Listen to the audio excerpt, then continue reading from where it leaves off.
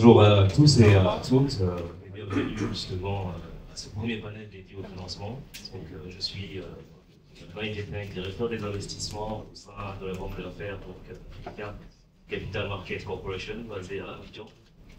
Et j'ai la lourde responsabilité de tenter de remplacer Mike Coffey, qui est le fondateur et le directeur général justement de cette banque d'affaires, mais qui est malheureusement absent aujourd'hui. Et j'ai l'honneur donc d'interroger Nicolas Jean, que je vais laisser donc se présenter.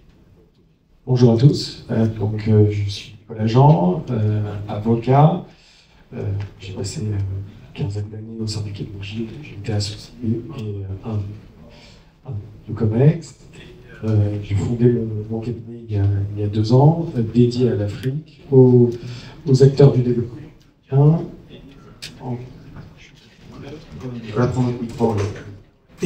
Voilà. Non plus. Si, pardon. Si, entend. Oui, c'est bon, ok. Et notamment sur deux sujets hôteliers. Je crois que le but de cet échange, c'est ce qu'on avait dit sur le panel tout à l'heure, mais plutôt. Je crois que ça marche pas. Beaucoup de micros. De ne pas préempter ce qu'on va dire tout à l'heure, mais plutôt d'avoir une intervention pratique sur la structuration des dossiers de financement. En effet, ce que Trigano tout à l'heure, on a beaucoup de projets dans le pipe, peu sont financés, et il y a forcément 2 coupables. D'un côté les banquiers, et je pense qu'on y reviendra tout à l'heure, et de l'autre les développeurs qui ont aussi leur part de responsabilité là-dedans. Pourquoi? Parce que si on prend un pays comme la Côte d'Ivoire, mais comme la plupart des pays de la sous-région, on n'a pas de BPI. En France, effectivement, on a une BPI qui vient aider n'importe quel opérateur qui arrive avec un concept intéressant à structurer le projet, à le financer, donner les garanties. Donc, l'opérateur arrive avec une bonne idée et derrière, il est accompagné, on l'aide à structurer son projet. Ici, il faut arriver avec un projet structuré, un projet bancable. Ça veut dire quoi? Ça veut dire qu'on doit d'abord savoir exactement ce qu'on finance. Le concept ne suffit pas. Il faut dire, voilà ce que je finance, c'est tel projet, avec tel sous-traitant, et je sais que je vais limiter mes coûts de développement, mes coûts de construction à temps, grâce à tel mécanisme. Premier point. Deuxième point, effectivement, comment on le finance? La BPI, là aussi, intervient et dit, écoute, pour ce type de projet, c'est plutôt 50-50 en ratio de fonds propres, plutôt 70-30. Là, c'est nous qui devons arriver avec une proposition en disant, j'apporte 30% de fonds propres, j'apporte 50% de fonds propres, et voilà la qualité de mes fonds propres. Ce qui vient à la troisième question, qui est le sponsor? Là aussi, on a des banquiers sur la place qui ne sont pas spécialisés dans le financement immobilier, le financement touristique. Donc, on doit répondre, on doit abaisser le niveau de risque perçu par les banquiers en précisant qui vient apporter les fonds propres et quelles sont les garanties. Donc, pour résumer, on doit savoir exactement quoi, comment, quels sont les flux qui vont être générés, c'est très important, et par qui. Et donc, on arrive au rôle des consultants, et là, je suis grassement payé par Voltaire pour faire leur pub maintenant, mais c'est là où 2 études sont importantes. La première, c'est l'étude technique. L'étude technique, pourquoi? Sur qu'est-ce qu'on finance? Combien ça va nous coûter? On peut avoir...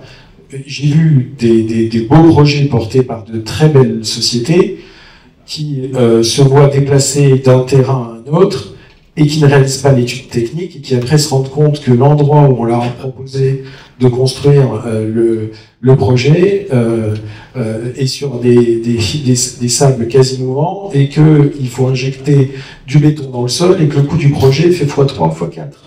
Donc, l'étude technique est un préalable pour savoir ce qu'on finance. Le deuxième, c'est l'étude de marché. Quand on dit quels vont être les flux, effectivement, les infos qu'on a là sont nécessaires. Aujourd'hui, ce qui manque dans la sous-région et dans beaucoup d'endroits sur le continent, c'est l'accès aux données. Donc, le banquier n'a pas plus de données que vous. Donc, si vous n'arrivez pas, vous, avec les données que vous êtes vous-même procurées et avec une interprétation que vous maîtrisez vous-même, si vous n'arrivez pas avec ça, il y a un vrai aléa sur l'interprétation du risque que va avoir le banquier sur la structuration de votre projet. Donc, le rôle des consultants, au moins les techniciens et les études de marché, sont clés parce qu'elles permettent d'arriver avec un projet ficelé et où le banquier, après, n'a plus qu'à décider oui ou non. Et là aussi, il y a un sujet aussi peut-être pratique, c'est qu'aujourd'hui, il y a énormément de projets à financer, donc énormément de term sheets sur les bureaux de banquiers, je pense qu'il y en a dans la salle et ils nous le diront, et donc des fois passent en priorité les projets qui sont déjà montés, qui sont déjà structurés avec une proposition même une réflexion sur le profil d'amortissement, sur le type de dette, sur les garanties qui vont être données, et ce qui fera que le dossier sera traité ou pas, et que au final le projet sortira. Parce que l'alternative à tout ça, c'est souvent pas de projet, et on le voit. J'ai de belles idées, j'ai un projet quasi structuré, mais en fait, si je fais pas 110%, il n'y a pas de projet. Et c'est peut-être cette réflexion-là, se dire, bon, vous qui avez plein de projets intéressants, c'est à vous de porter la responsabilité de les structurer, de les rendre sexy pour les banquiers, de les dérisquer, en tout cas de travailler au maximum sur la perception du risque, qu'il soit lié au projet ou sur le contexte économique, politique, comme on l'a vu là. Et une fois que tout ça est maîtrisé, on peut aller voir sereinement un banquier. Après, on va avoir la discussion tout à l'heure sur le panel financement.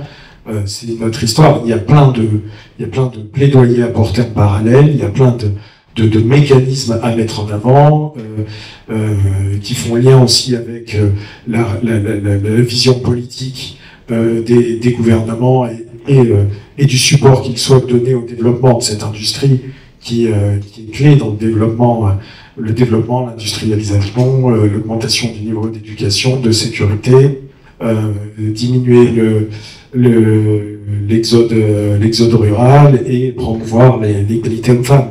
On est sur un secteur qui est clé pour le développement et qui n'est peut-être pas assez perçu comme tel aujourd'hui. Ça, ce sera une discussion, je pense, de tout à l'heure. Okay, merci Nicolas pour tout l'insight que tu as partagé par rapport justement au montage du dossier de financement. Alors peut-être une question qui pourra intéresser l'auditoire. Combien ça coûte de structurer un dossier de financement pour un projet immobilier en Afrique, un projet hôtelier? Alors, on va demander à Voltaire combien ils prennent, mais là-dessus, encore une fois, ça dépend. Quelles ressources vous avez en interne? Plein d'opérateurs ont déjà les ressources. Il faut juste aller collecter de la donnée, structurer intelligemment avec le DAF, le directeur juridique et le partenaire pour la construction, si on a un partenaire ou pas, avec ses équipes si on les a. Donc, dans beaucoup de groupes que je connais ici, il y a déjà le savoir. Dans d'autres, il suffit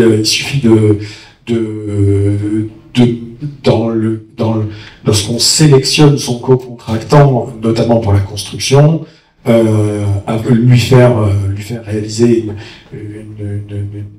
une préétude en fait. Donc, je veux dire sur le coût,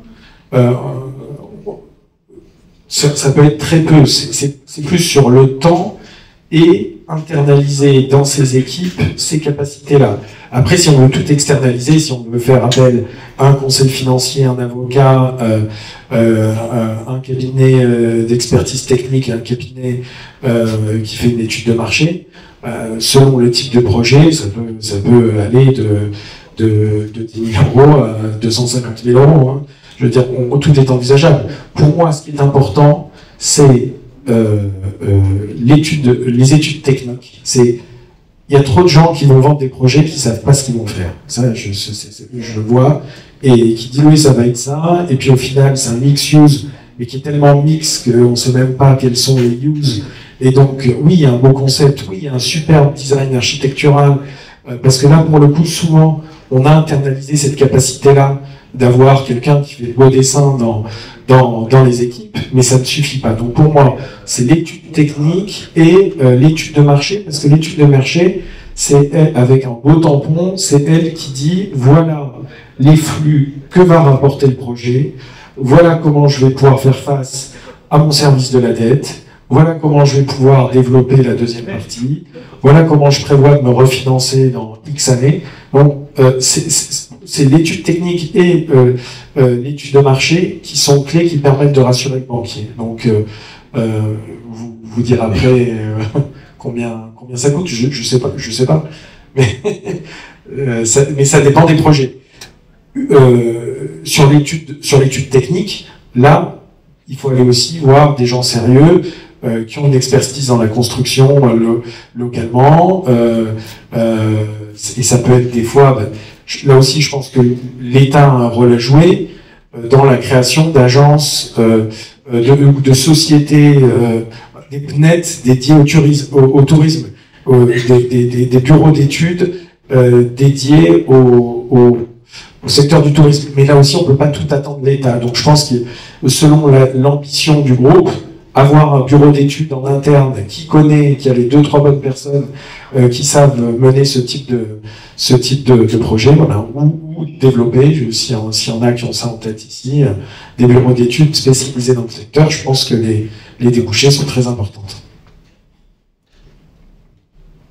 Très bien. Alors, est-ce que dans les dossiers que tu as eu à parcourir, est-ce que tu as eu des demandes pour des financements à l'intérieur du pays, en dehors de la grande ville, du Grand Abidjan? Oui, la CAN a permis ça, d'avoir des projets obtenus un peu partout. Et après, les projets de taille plus modeste et ou qui n'ont pas une dimension foncière, mais, ou en tout cas immobilière plutôt, mais plus des projets touristiques comme de parcs, etc. Là, les besoins en financement, au final, sont soit peu importants, soit gérés de l'étranger, parce qu'on parle souvent de groupes, pour les projets importants, de groupes étrangers qui ont eux-mêmes leur structure de financement et leur habitude avec les banques commerciales, donc peu, mais c'est vrai aussi que beaucoup de projets de cet ordre-là mettent du temps à sortir et restent au niveau de concept longtemps parce qu'on attend beaucoup de l'État, peut-être trop de l'État. Et là aussi, c'est pas l'État ou les banquiers qui financeront les projets. Au final, les projets qui vont sortir, c'est ceux qu'on a structurés et qui sont rentables par nature. Voilà, donc c'est vrai que il y a moins de projets à l'extérieur du Grand Abidjan, mais il y en a quand même. Très bien, merci Nicolas, merci pour toute cette précision sur la structuration d'un dossier de financement. Merci beaucoup.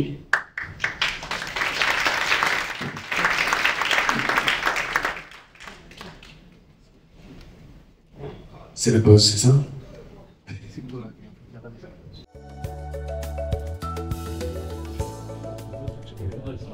Bonjour tout le monde. Donc, nous allons passer au panel dédié à la recherche de solutions à la problématique des financements des projets liés à l'hospitality en Afrique. Nous allons faire un tour de table parce que nous été rejoints par d'éminents interlocuteurs qui vont nous entretenir sur le sujet.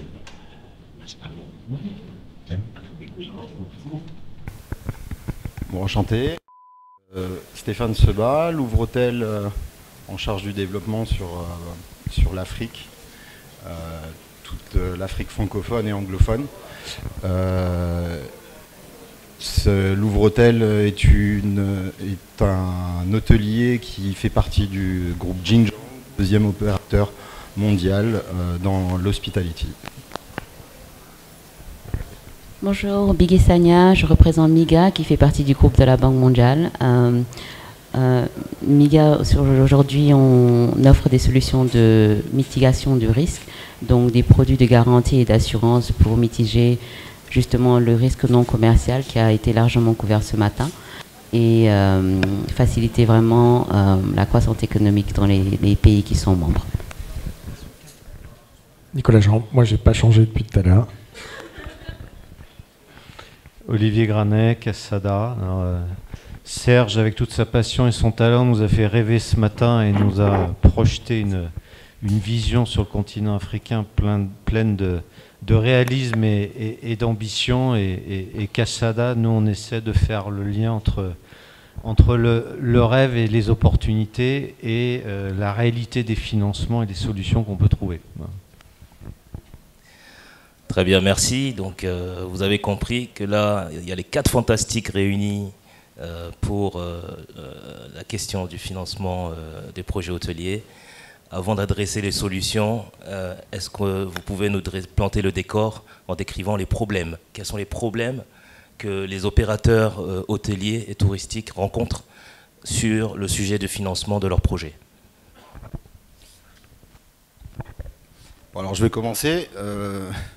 Moi, je suis opérateur, donc comme tout opérateur, j'ai beaucoup de projets qui me sont proposés par des investisseurs. Ces investisseurs ont toujours une problématique, et la problématique majeure, c'est le financement. Le financement en Afrique est un sujet majeur, puisqu'on toutes ces discussions tournent autour de l'argent. Comment on finance ces projets? Ces projets sont quand même financés par des banques ou des institutions qui doivent prendre le risque qui doit être porté sur une certaine période. Ces banques, aujourd'hui, comme les gouvernements, il faut qu'on leur apprenne que c'est un projet qui, quand même, un hôtel, ça a une durée de vie minimum, puisqu'un contrat opérateur, c'est entre 10, 15, 20 ans, peu importe, mais de longue durée. On est là pour un long moment, pour avoir un asset qui soit valorisé sur la durée. Le problème, c'est qu'à l'heure actuelle, en Afrique, on a un manque de banques du secteur privé qui comprend et qui adapte l'offre des prêts sur la même durée. Donc on a très souvent des prêts courts, on va dire de 7 à 8 ans, qui ne sont pas adaptés sur la longueur d'un projet hôtelier.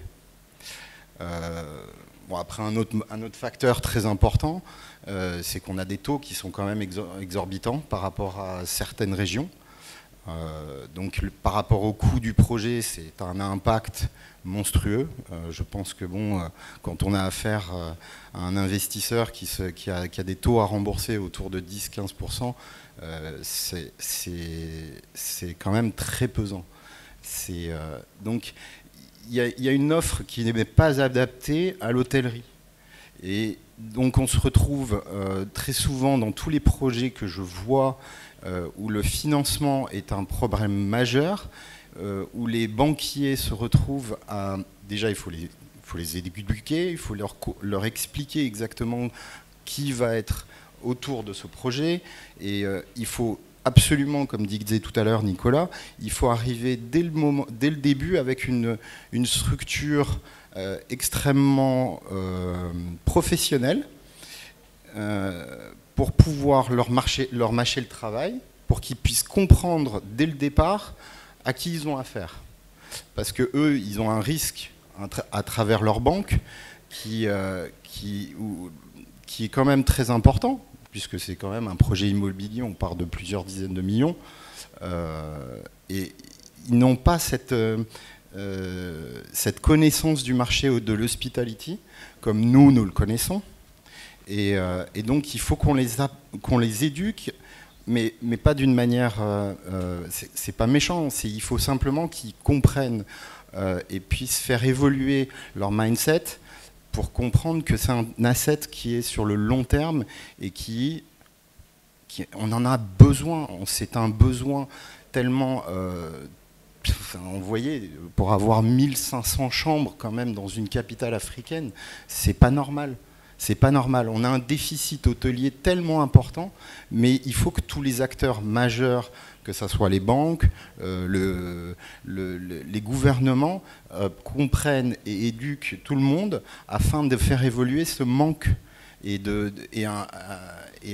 avoir une croissance en termes de chambres hôtelières beaucoup plus importante. Un taux de concrétisation des contrats et des financements qui est en dessous de 50%, c'est inadmissible. On doit pouvoir faire beaucoup mieux que ça. Il faut que le futur, parce qu'on ne parle pas pour demain, c'est pour après-demain. Donc on a une génération qui va doubler, on a besoin d'avoir de l'emploi, on a besoin d'avoir... Le déficit va être encore plus grand. Donc si maintenant, que ça soit le public, privé, ne comprend pas ce déficit, on va vraiment avoir une période compliquée. Parce qu'on est juste au début. Et l'avenir, il ne va pas être rose. Hein. Si on n'est pas prêt aujourd'hui à faire avancer les choses, ça va être très compliqué. Oui, Olivier, vous avez une partie de la réponse puisque vous gérez un fonds d'investissement aussi dans le domaine de l'hospitality. Une belle levée en equity, 500 millions de dollars, donc, qui accompagne le projet. Vous êtes un des boss du game de l'hospitality en Afrique. Peut-être que vous avez aussi des problématiques à votre niveau. Non, je vous laisse la parole. La question était sur le constat. Et le constat, je pense qu'il est important de le partager et d'être clair. Le marché, c'est un peu ce que disait Serge tout à l'heure, le marché africain, premièrement, il est fragmenté. Donc le chiffre, c'est 81% des hôtels détenus sur le continent africain sont détenus par des individuels ou des familles. On a un manque de marques internationales et on a effectivement, comme on vient de le dire, une offre qui est sous-développée, donc le ratio de chambres par millier d'habitants est effectivement inférieur à tout ce qui existe dans le monde, pas seulement marché développé, mais par rapport à l'Amérique latine, par rapport à l'Asie, on a ici en Afrique subsaharienne particulièrement un déficit de chambres important. Pourquoi ? Alors oui, enfin, derrière les chiffres, être investisseur, ça veut dire concrètement comment arriver à financer dans de bonnes conditions des projets quand on sait que le coût de financement d'un projet sur le continent est plus élevé que partout ailleurs, que le coût de construction est en général plus élevé et que la performance opérationnelle, on a vu le chiffre tout à l'heure qui était donné à Abidjan, 54%, est inférieur à beaucoup de marchés. Donc je ne sais pas si vous l'avez, le pitch est jusque-là assez vendeur. C'est pour ça qu'on a levé beaucoup d'argent et qu'on y va. Mais on y va avec réalisme et conviction sur le potentiel et la nécessité de transformer le secteur et de le faire, pas seulement nous avec nos petits bras musclés, mais de contribuer à ce qu'il y ait un écosystème et qu'on change la donne. Et ça veut dire qu'il y a deux choses assez fondamentales qui sont de revenir ensuite à l'expérience et à la fois au parcours du client et au parcours de l'investisseur. Alors, le parcours client, on en parlait tout à l'heure, c'est l'arrivée à l'aéroport. Donc en fait, il se passe quoi dans un parcours client quand on veut voyager dans une capitale africaine? Et comment est-ce qu'on a ensuite l'échange avec les autorités pour remonter les expériences et voir ce qui peut être amélioré dans le parcours client? Le parcours investisseur, c'est la même chose. Donc quand on arrive en tant qu'investisseur, quel est le cadre réglementaire? Quel est le délai pour obtenir des autorisations? Comment on sécurise les terrains? Comment est-ce qu'on obtient des facilités ou pas sur le financement? Quelle est la pression fiscale ou pas qu'on a en tant qu'investisseur dans le pays? Et donc comment est-ce qu'on crée un écosystème qui favorise l'investissement et qui permet, in fine, d'avoir le retour sur investissement et donc les cash flows nécessaires qui créent la liquidité dont on a besoin dans le marché. Donc, clairement, on n'y est pas. Maintenant, les opportunités, le potentiel sont là. L'enjeu en vaut la peine. Et c'est là où il faut arriver à travailler ensemble. Et je trouve que hier, le débat lancé public-privé est une première étape, mais c'est une vraie discussion qui est complètement nécessaire pour mixer les expériences entre public et privé, échanger les bonnes pratiques. On n'est pas encore une fois en tant qu'investisseur à dire je veux mon exemption de taxe ou je veux tel et tel truc, mais c'est quelles sont les bonnes pratiques et comment est-ce qu'ensuite on peut avoir des discussions constructives dans les différents pays pour s'assurer que ce qui correspond à ce qui est pertinent dans chacun des pays peut être ensuite mis en œuvre. Merci Olivier. Donc Bigué, tu représente ici donc une institution de coopération multilatérale, le MIGA, qui est membre du groupe de la Banque mondiale. Quels sont les outils et les dispositifs qui sont mobilisables par les porteurs de projets dans le secteur de l'hôtellerie et du tourisme et qui peuvent être des solutions, en tout cas, qui permettent en tout cas de réduire significativement la perception du risque du secteur financier qui est censé accompagner justement la réalisation de tous les programmes liés au secteur de l'hospitality. Merci Mbaye. Alors, MIGA, aujourd'hui, comme je disais, on a pas mal de solutions de garantie et d'assurance. Mais avant que je rentre dans les solutions, je voulais juste revenir sur les constats. On a parlé du parcours de l'investisseur. Aujourd'hui, MIGA, même d'un point de vue tourisme, c'est l'un des vecteurs essentiels pour nous pour créer des emplois. La Banque mondiale, aujourd'hui, notre objectif vraiment, c'est de maximiser les emplois dans la région. On a parlé de chiffres, M. Trigano tout à l'heure, on a parlé sur les 10 prochaines années, et je le disais justement hier, 360 millions de jeunes Africains sont censés rentrer sur le marché du travail. Et les systèmes africains vont générer 150 millions d'emplois. Ce qui veut dire qu'à peu près 200 millions de jeunes n'auront pas d'emploi. Et ça, c'est vraiment une catastrophe. Et la banque vraiment est concentrée sur vraiment des vecteurs clés pour voir comment maximiser cette création d'emplois. Et le secteur du tourisme est bien évidemment un de ces piliers. Par rapport au constat, les investisseurs en général, vu que notre mission vraiment c'est de faciliter ces investisseurs, par rapport au secteur spécifique, on a les investisseurs sponsors comme Casada ou investisseurs sponsors, les familles, mais ça doit être une transaction transfrontalière, donc un investisseur international investissant dans les pays membres avec cette perception du risque qu'ils veulent mitiger. Ou on a les cas des opérateurs qui ont des contrats, et dans ce cas de figure, il faudrait que ce soit un contrat avec un hôtel public où on peut offrir une couverture. Donc, pour les risques, je dirais qu'il y a deux catégories. Les risques commerciaux typiques qui peuvent empêcher les banques commerciales, comme on en parlait tout à l'heure, de faciliter le financement. Donc, sur le point commercial, c'est la force du sponsor. L'expérience, qui peut être challengée ou pas, c'est un des points de Nicolas tout à l'heure, l'expérience du sponsor, mais également sa surface financière pour pouvoir rattraper s'il y a des surcoûts sur le temps, l'expérience de l'opérateur qui est également essentielle, mais également les délais, le temps que la construction prend avant que l'hôtel prenne forme et génère des cash flows qui peuvent permettre les repaiements de dividendes ou de la dette. Donc ça, c'est sur le côté commercial qui peut être un frein de la perspective des banques parce qu'elles ne peuvent pas sauter cette étape et n'ont pas les outils pour structurer le financement et leur permettre d'aller au-delà de ce risque. Et sur le point non commercial, ça a été largement couvert ce matin. la perception du risque, et donc 4 risques principaux, mais 3 typiquement qui sont applicables et que la MIGA peut couvrir. Le risque d'expropriation, donc aujourd'hui vous avez accès en tant qu'investisseur à un terrain ou à des droits dans le cadre de votre projet, et l'État ou le gouvernement retire ces droits ou met en place des mesures discriminatoires qui fait que l'hôtel ne peut plus fonctionner, ne peut pas être opéré comme il était prévu. Vous avez tout ce qui est guerre, troubles civils, coup d'État, émeutes qui font que parfois l'hôtel peut potentiellement être attaqué, certains équipements détruits, partiellement détruits ou autres. On peut couvrir ça également. Vous avez le risque de transfert et d'inconvertibilité. Donc en tant qu'investisseur, vous souhaitez pouvoir rapatrier vos fonds, que ce soit des dividendes ou si vous êtes une banque, pouvoir faire remonter les paiements à l'international. Donc c'est également un risque qu'on peut couvrir.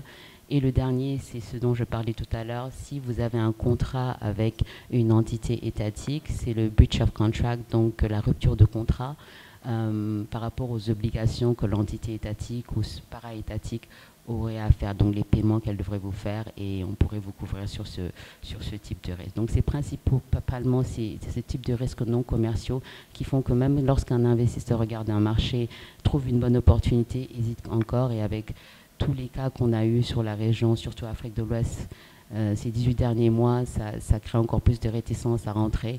En perspective d'élection dans certains pays également, souvent les investisseurs souhaitent prendre une couverture, même si historiquement ils ont été relativement à l'aise pour investir. Donc principalement, ce sont les solutions qui sont disponibles. Merci Biguet. Alors Nicolas, on a commencé à aborder le sujet effectivement dans le cadre de la structuration du dossier. Est-ce qu'on peut un peu s'étendre sur le statut des hypothèques, en tout cas sur le marché de l'Afrique subsaharienne, un sujet que tu connais particulièrement? Alors, peut-être avant de parler des hypothèques, je pense que ce que disait tout à l'heure Stéphane, et ce qui est important, c'est qu'en fait, il y a une méconnaissance du modèle de structuration des projets hôteliers.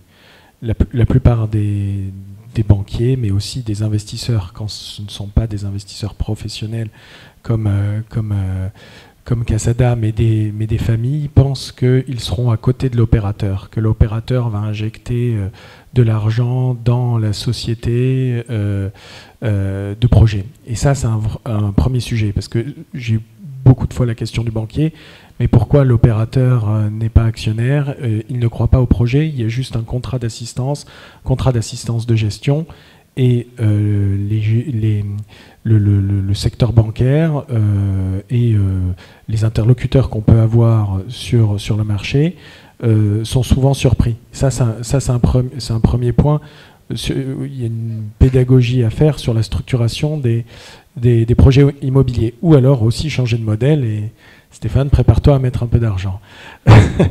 Et c'est là où on arrive au modèle Casada avec Accor, et qui internalise, qui a créé un écosystème dans l'écosystème, et qui est probablement une des meilleures réponses qu'on peut apporter au développement du secteur sur le continent. Après, comme le dit modestement Olivier, ils ont des petits bras costauds, mais des petits bras, et donc ils ne peuvent pas faire ça tout seuls, et derrière c'est tout un écosystème à créer, et la réflexion à se poser, c'est est-ce qu'on va vers ce type d'opérateur, ou est-ce qu'on va continuer à avoir des partenariats opérateurs-investisseurs, ou est-ce qu'on va avoir des partenariats entre opérateurs famille, opérateurs État, comme ça peut être le cas à l'Ivoire, mais là aussi avoir un secteur financier qui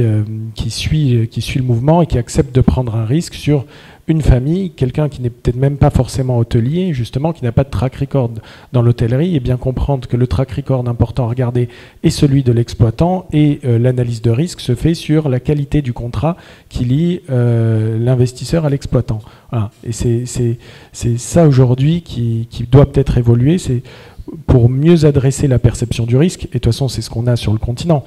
Aujourd'hui, ça rejoint le sujet des taux et le rôle clé que joue MIGA dans le développement du financement des économies du continent, c'est la perception du risque. Il y a une mauvaise perception du risque de toute façon en Afrique. Des des conditions financières qui ne sont pas forcément ajustées sur un risque réel, mais sur un risque perçu. Et là, on vient l'amplifier en plus par une méconnaissance ou une mauvaise présentation du projet. Voilà, donc ça, c'était le premier point. Sur, effectivement, les hypothèques, là aussi, on revient à quelque chose de simple. Il n'y a pas de projet structuré, de financement structuré immobilier qui n'est pas structuré autour d'une hypothèque. Voilà, si on fait autrement, ou si on considère que l'hypothèque ne vaut rien, on va bricoler et on va consommer, fictivement ou pas, des fonds qui pourraient être utilisés à autre chose. On pulvérise l'effet de levier que normalement le financement immobilier permet en valorisant un terrain et en finançant un actif, développement d'un actif sur ce terrain. Donc si on ne prend pas l'hypothèque comme une garantie solide, le financement immobilier va rester comme il peut l'être des fois, voire souvent, un financement corporate à connotation immobilière, où on regarde le bilan, et donc pas forcément le projet, parce que le financement immobilier structuré autour d'une hypothèque a ça de beau, c'est qu'il est sans recours, ou a un recours limité contre l'investisseur. Qui dit recours limité contre l'investisseur dit que le banquier va regarder que le projet est vraiment bancable. Si on a un recours direct contre l'investisseur, qu'on sait qu'on est face à un gros groupe qui de toute façon a la capacité de faire face si jamais le projet ne marche pas, on va moins regarder le projet, on va financer un projet qui est peut-être pas le meilleur, et on se dit de toute façon j'ai une garantie, j'ai un cautionnement, j'ai une garantie à première demande sur la maison mère d'un groupe qui est peut-être dans un secteur complètement différent, l'agriculture, et dont l'actionnaire majoritaire a des idées de financer son hôtel, et donc on va avoir un projet qui n'est pas adapté. Et c'est ça le piège. Après, se dire, oui, le foncier, je pense que c'est la discussion que vous avez eue hier. Comment, pour avoir une hypothèque qui vaut quelque chose, il faut que le foncier vale quelque chose. Aujourd'hui, vu l'explosion des prix au mètre carré à Abidjan, venez me dire que le foncier ne vaut rien et que l'hypothèque ne vaut rien. Je serais assez surpris. Donc là aussi, il y a un double langage qu'il faut corriger un moment. On ne peut pas dire que l'hypothèque vaut rien et que le foncier vaut beaucoup. Oui, il y a des juges partout. Oui, réaliser une hypothèque, c'est pas simple, mais c'est simple nulle part. C'est pas simple en France, c'est pas simple au Vietnam, c'est pas simple au Venezuela. Donc aujourd'hui, les instruments d'un point de vue juridique existent.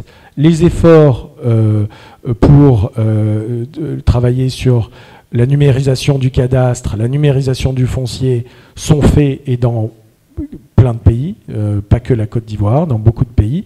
Côte d'Ivoire s'est poussée au niveau de la SONAPIE depuis quelques années, et on est sur des niveaux, je pense, assez élevés. Donc aujourd'hui, on a les instruments, on a l'identification du foncier. Après, oui, il y a des sujets de purge de droits coutumiers quand on va développer un projet dans une zone où il n'y a jamais rien eu, mais ça n'a rien d'extraordinaire de conclure une convention de purge, de s'assurer que tout est fait dans les règles.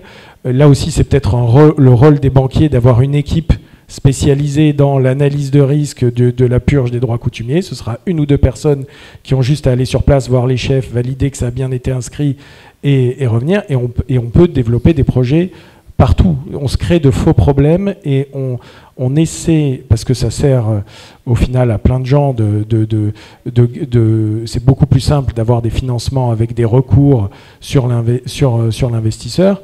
Mais c'est pas comme ça qu'on développe le financement immobilier dans aucune partie du monde. Donc, tant qu'on ne mettra pas l'hypothèque au centre de la structuration des financements de projets immobiliers, on sera obligé d'internaliser toutes les solutions sur le modèle Casada. C'est mon avis.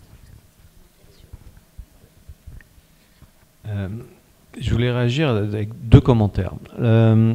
Le premier, il est très important d'éviter de donner l'impression que il y aurait d'un côté le CASADA, les investisseurs institutionnels, les opérateurs et ensuite des familles, des investisseurs et des gens qui investissent et prennent aussi des risques. En fait, que ça soit de CASADA à Lara que je vois devant, on est exactement confronté au même challenge. On n'a pas forcément la même approche et toujours les mêmes outils, mais on est confronté au même challenge.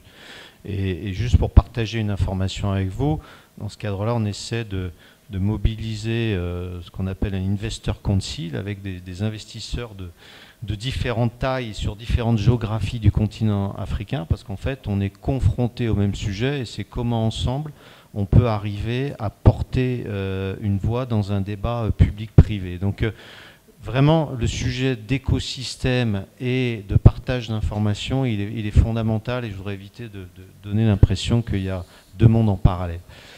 Et justement, nous, au niveau CASADA, un des enjeux, c'est de pouvoir co-investir et de pouvoir accompagner des acteurs locaux et de les aider à faire le lien avec les outils, avec ce dont on parle. Et donc, le deuxième commentaire, c'est de revenir sur un débat qui peut paraître un peu technique, mais qui est fondamental. Et donc on a ce partenariat, nous, avec MIGA, qui est complètement incontournable dans ce qu'on fait, et qui, souvent, la première question dans un projet, dans un nouveau pays, c'est d'appeler MIGA et de leur demander si c'est un pays et un projet qui peuvent être assurés. Parce qu'ensuite, on arrive au sujet qui est complètement clé, qui est on a deux éléments fondamentaux. Si on veut pouvoir se développer sur le continent, c'est quel est le track record et pour nous, ça veut dire concrètement comment est-ce qu'on arrive à démontrer pour CASADA et les autres acteurs du privé qu'on a un retour sur investissement et qu'on a des cash flows positifs. Et l'autre élément, mais qui sont alimentés, c'est la perception du risque. Et Nicolas, je pensais que tu allais plus développer sur le sujet, mais je te tends la perche. Tu as été assez instrumental pour faire aussi évoluer des groupes d'acteurs et au-delà de l'hôtellerie, parce que là aussi les sujets sont les mêmes, sur la perception du risque. Donc nous, quand on va ensuite essayer de lever des fonds, parce que comme tout le monde, on a besoin de lever des fonds, on est dans un débat, non, le risque africain, on ne va pas vous proposer du 25 ou 30% de retour. Donc, on va vous proposer des choses qui sont crédibles, qui sont réalistes, parce que la perception du risque, c'est pas la bonne. Et donc, on peut, grâce à MIGA, on peut, grâce à des avocats et des sujets d'hypothèque qui sont correctement traités, on peut adresser les sujets qui sont, quand on est à Paris, Londres ou New York, oui, mais les coûts d'État, oui, mais les terrains ne sont pas sécurisés. On peut venir avec des outils et une démonstration du fait que, de façon professionnelle et sérieuse, ces risques peuvent être adressés sur le continent africain.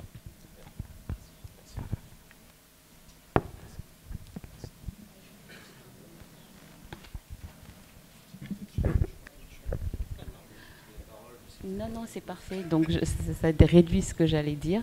Et je voulais juste rajouter en complément par rapport aux solutions. Donc, on a parlé des dispositifs de garantie, il y a l'hypothèque, mais également dans ce partenariat, mais on est tous des acteurs sur ce marché, qu'on soit financier, sponsor, opérateur.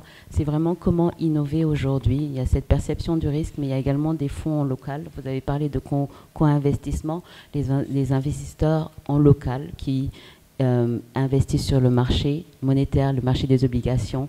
Parallèlement aux banques, aujourd'hui, les banques ne sont pas outillées. En attendant qu'elles soient outillées, quelle structuration peut être mise en place pour faire un portage sur cette période de risque, n'est-ce pas, que pour les banques, elles n'ont pas cette visibilité sur le projet. Qu'est-ce qu'on peut mettre en place? Et là, je fais également appel aux institutions financières, les arrangeurs, pour voir comment structurer, comment innover, mettre en place des produits qui permettent de démarrer plusieurs hôtels en masse, en fait. Parce qu'on a des positionnements 5 étoiles, 4 étoiles, mais il y a une diversité quand même dans le secteur et permettre vraiment à plusieurs types de modèles de sortir de terre. Et c'est vraiment comme cela qu'on pourra créer ces emplois. Vraiment, de notre perspective, je pense, c'est comment faire du volume.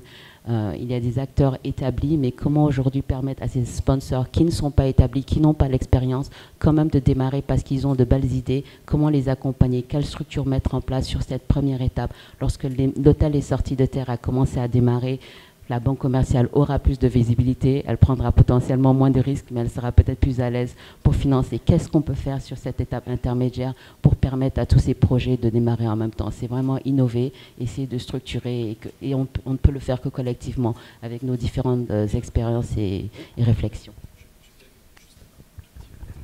Comme Olivier m'a fait la passe, je la prends, mais c'est vrai, sur les sujets de financement des économies africaines, on a la chance de travailler, de réfléchir ensemble dans le cadre d'un think tank qui s'appelle le New Road, et sur lequel on réfléchit justement sur le financement des économies africaines. On croit beaucoup au partenariat privé-privé, donc au co-investissement, l'exemple que prenait Olivier, mais également à plusieurs plaidoyers, et dont un sur l'économie du tourisme. Et aujourd'hui, on parle beaucoup de financement à impact, où on se dit que aujourd'hui, la définition, beaucoup d'institutions financières, notamment de développement, ont des poches pour financer l'impact, et le tourisme n'est pas toujours... Alors c'est le cas maintenant chez vous, dans votre groupe, mais c'est pas le cas partout, où on ne met pas le tourisme dans la catégorie financement impact. Pour beaucoup d'institutions financières, on a une vision très occidentale de ce qu'est l'impact, c'est creuser des puits et faire du photovoltaïque off-grid. Bon. Aujourd'hui, le tourisme, je l'ai dit tout à l'heure, mais c'est un des secteurs qui favorise l'éducation, parce qu'on a des formations professionnelles, des formations de managers, on a tous les niveaux de formation qui favorisent la sécurité, parce que forcément, quand on développe un projet, très rapidement, on est obligé de garantir une sécurité, que ce soit par le public, par le privé, mais la sécurité augmente toujours. L'égalité homme-femme, on a du travail pour les hommes, on a du travail pour les femmes, et ça, c'est quelque chose de très important, notamment quand on parle de financement impact. Ça permet aussi de limiter l'exode vers les grandes villes. Les gens ont du travail dans leur région, près de chez eux, et donc on continue aussi à développer l'agriculture, les routes, l'énergie, etc. Donc aujourd'hui, le secteur du tourisme, qui est un secteur en plus qui est pourvoyeur d'emplois, qui est un gros pourvoyeur aussi du PIB, je pense qu'on est 8% ou 10% en Côte d'Ivoire aujourd'hui. Bon, si ça, ce n'est pas de l'impact, et si pour les financements touristiques, on n'est pas capable... parce qu'aujourd'hui, on est obligé de supplier pour avoir des taux qui correspondent peut-être aux risques réels. Ben, on est obligé de se mettre dans des définitions de financement impact, de financement de green bond, etc., pour arriver à ce que devraient être au final les taux alignés sur le risque réel. Hein, c'est ce que démontrent beaucoup d'études. Bon, ben, pour arriver à ça, aujourd'hui, il y a un vrai plaidoyer aussi sur quelle est la vision du tourisme et du rôle qu'il joue dans les sociétés, dans le développement des sociétés, dans le développement des économies africaines. Et ça, c'est vrai que c'est des sujets sur lesquels on travaille beaucoup, mais où on a besoin d'avoir des relais, de faire du lobbying au niveau international, au niveau des institutions financières, au niveau aussi du FMI, qu'on ne voit pas le développement du tourisme juste comme la conséquence d'un pays qui fonctionne bien. Le tourisme, ça peut être le point de départ, et certains pays en ont fait la preuve, mais aujourd'hui, il faut avoir en tête que même dans des pays qui ont déjà un tissu industriel qui existe, le tourisme peut donner un allant extrêmement important. Alors la transition est parfaite vers le dernier sujet, et Stéphane, je vais te laisser... Et tu vas rebondir justement dans le contexte également de cette dernière question, j'en suis certain, justement sur les nouvelles formes de financement qui prennent de plus en plus de place sur le débat. Et Stéphane, tu vas pouvoir nous en parler. On a abordé déjà hier à travers la table ronde la question des PPP. avec le rôle de la puissance publique dans le financement ou dans les dispositifs qu'ils peuvent mettre en place pour accompagner les acteurs du secteur. On parle de plus en plus des green bonds, des social bonds ou du crowdfunding immobilier pour des projets hôteliers. Quel est le point de vue de Louvre-Hôtel et de Stéphane sur la question?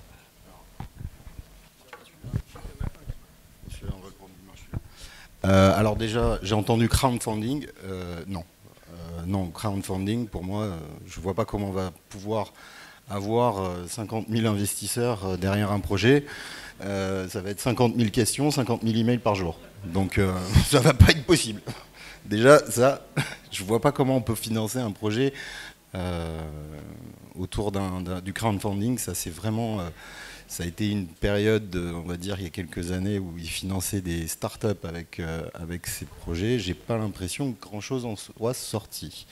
Maintenant, moi, je voulais rebondir. Voilà, une question sur le financement, mais il faut revenir un petit peu sur ce que tu disais, Nicolas. Mais il faut aussi, surtout, que les gouvernements s'impliquent et qu'il y ait un attrait et qu'ils attirent à travers des aides, mais des aides fiscales. Hier, on parlait de Cap Hospitality au Maroc qui a été lancé au mois de juillet, je crois, ou au mois de juin. Ils ont un programme de rénovation. C'est pour de la rénovation d'hôtels. Mais ils ont déjà un certain nombre d'hôtels qui sont vieillissants, mais à travers ça, ils vont pouvoir peut-être rénover, je ne sais pas, 20 000, 30 000 chambres au Maroc. Oui, c'est de l'innovation. Mais qui est derrière? On parle quand même, c'est le fonds de Sa Majesté, Mohamed VI, qui, je crois, finance une partie du Cap Hospitality, où il ne doit pas être très loin. Mais donc, si vous voulez, c'est des acteurs locaux, gouvernementaux, qui s'impliquent. Donc, à partir du moment où on a des gens comme ça qui s'impliquent, et qui vraiment ont une politique sur le tourisme et sur l'avenir du tourisme dans un pays. Alors certains pays comme le Bénin se sont lancés énormément aussi et ont pris ça à bras-le-corps, qui permet d'investir même sur les infrastructures autour de l'hospitality. Maintenant, bon, pour revenir sur la manière de créer des bonds, de créer des trucs, mais là on repart dans le privé. Il faut que ça soit gagnant-gagnant. Il ne faut pas attendre que les autres le fassent pour soi. Il faut que... oui, bien sûr, on a besoin d'un micro. Non, c'est bon. Et on a besoin que le privé et le public soient en partenariat. C'est un investissement pour l'avenir. L'hôtellerie est un investissement pour l'avenir. Donc il faut absolument que tout le monde travaille ensemble. Trouver des produits financiers, structuration. Il y a des banques aux États-Unis, en Europe, qui vont se jeter dessus le jour où ils vont comprendre que les risques hypothécaires sont peut-être pas si risqués et ont des rendements beaucoup plus intéressants qu'en Occident. Mais ils vont se réveiller un jour.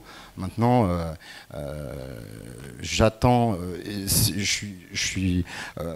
Casada est un fonds d'investissement. Il y en a très peu. Ils font un boulot. Franchement, je travaille pas pour Accor, mais voilà, ils mettent la main. Ils travaillent, je pense, même avec les gouvernements. Ils travaillent avec beaucoup de monde pour faire évoluer les choses. Il faut qu'il y en... Alors, Louvre-Hôtel n'a pas ce genre de produit, n'est pas actionnaire d'un fonds d'investissement ou quoi que ce soit, ce qui est bien dommage.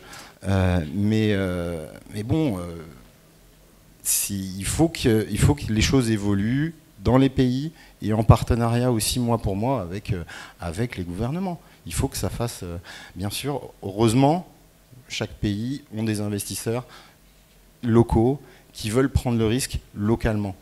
Et ça, c'est aussi, et grâce à eux, qu'on avance. Mais il faut aller plus loin.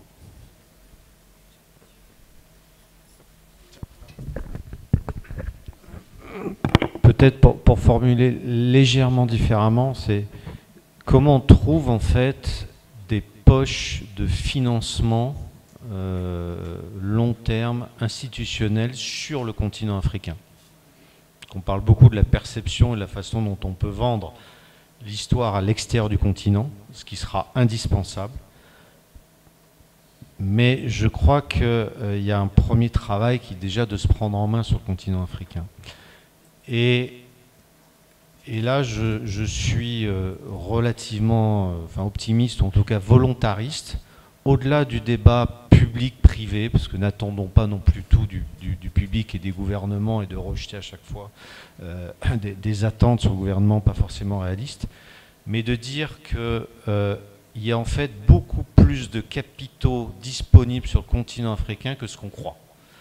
Et donc,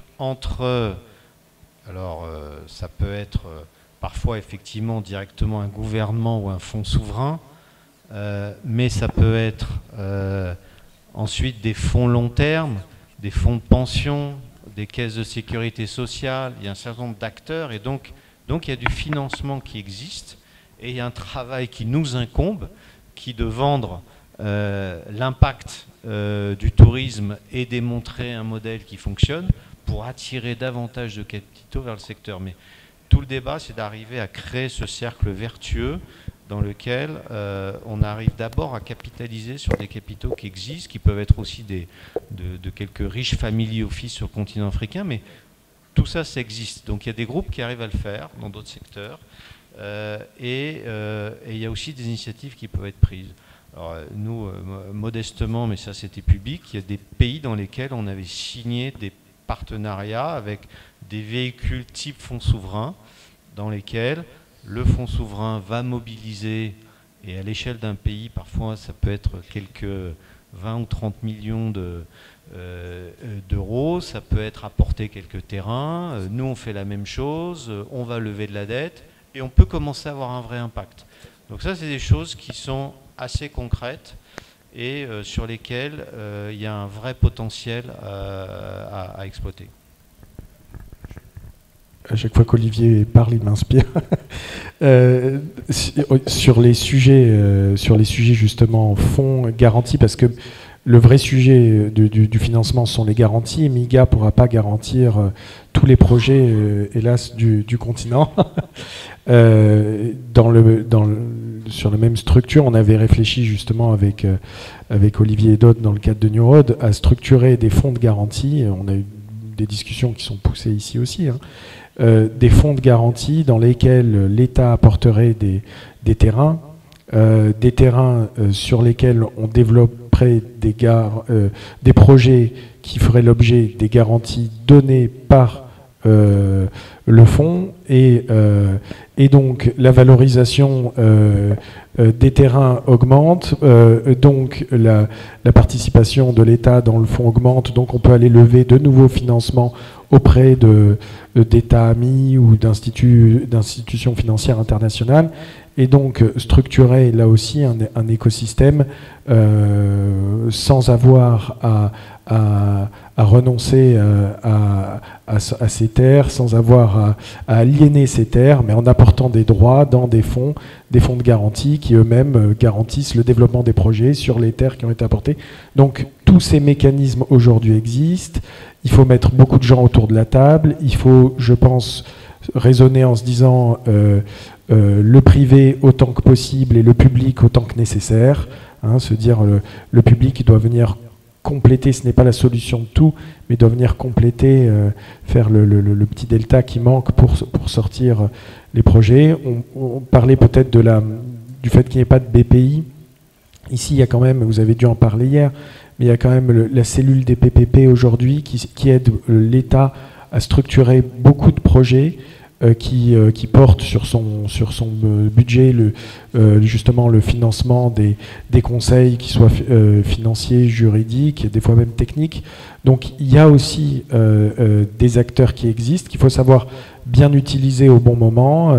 Mais je suis optimiste sur les idées, elles sont là, elles sont mises en œuvre au fur et à mesure. On en parle, on a tous des exemples, comme disait Olivier, de projets où on a des partenariats privé-privé, où l'État a structuré un projet qui a été développé après par un partenaire privé, où on arrive à faire venir de nouvelles marques, de nouveaux acteurs tous les ans. Abidjan aujourd'hui, c'est pas Abidjan il y a 10 ans. Donc c'est qu'il y a une vraie attractivité aussi, c'est qu'on arrive à monter les projets. Après, des fois, ça prend un peu de temps et il y a ce vrai combat sur la perception du risque qui libérera encore plus de valeur parce que il y en aura moins qui s'évaporera dans les frais financiers. Très bien. Bon, je crois que l'ensemble de ces initiatives convergent aussi avec les initiatives portées par le secteur public, en tout cas celui de la Côte d'Ivoire, qui a, n'est-ce pas, mis en place un fonds de développement du secteur du tourisme avec une première dotation à 50 milliards. Je crois qu'effectivement, le plaidoyer commence à trouve son écho et à trouver son écho auprès également du secteur public. Alors, il nous reste quelques minutes. On va laisser la place à l'auditoire pour poser quelques questions, s'il y en a, avant de clôturer effectivement ce panel.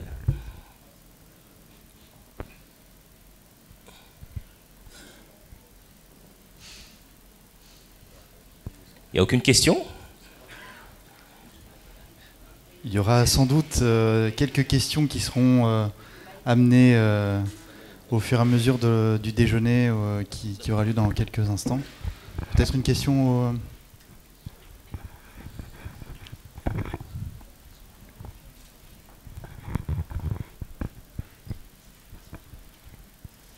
Bonjour à tous, Julien Assier, directeur des investissements de Rocklane Capital Partners. J'ai une petite question pour Madame Sagna, donc pour MIGA. Est-ce qu'aujourd'hui, parce que pour la plupart des projets que nous finançons ou dans lesquels nous investissons avec des véhicules locaux, on a du mal à obtenir des garanties contre les risques politiques, par exemple. Et est-ce que ce qu'on entend beaucoup de MIGA, c'est que ces garanties-là sont mises en place en général dans des transactions transfrontalières? Et est-ce qu'aujourd'hui, il y a des mécanismes qui sont en train d'être analysés, étudiés, pour pouvoir aussi permettre à des investisseurs locaux d'être couverts par ce type d'assurance?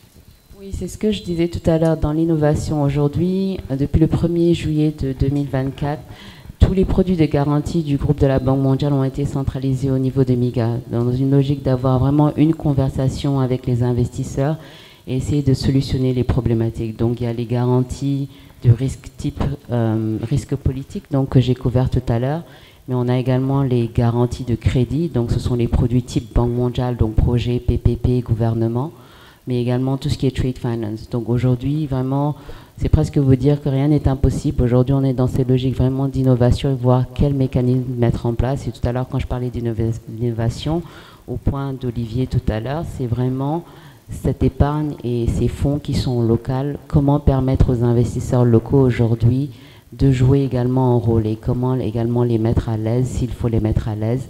Et c'est pour ça que je parlais d'innovation tout à l'heure. Comment collaborer, réfléchir à des structures et rendre une structure pertinente et nous permettre, nous, de venir nous positionner dans un dispositif à explorer, mais on est parfaitement ouvert. Merci. Merci à tous les 5 pour votre participation et votre engagement sur ce panel. On sent bien que dans la continuité de la table ronde qui a eu lieu hier, ça vient un peu bousculer et provoquer ces échanges. Et je pense que c'est une très belle transition pour passer de la poche foncière et financière sur les talents et notamment sur les ressources humaines. Je vous remercie à tous les 5, on pouvait les applaudir. Petite photo de fin de panel.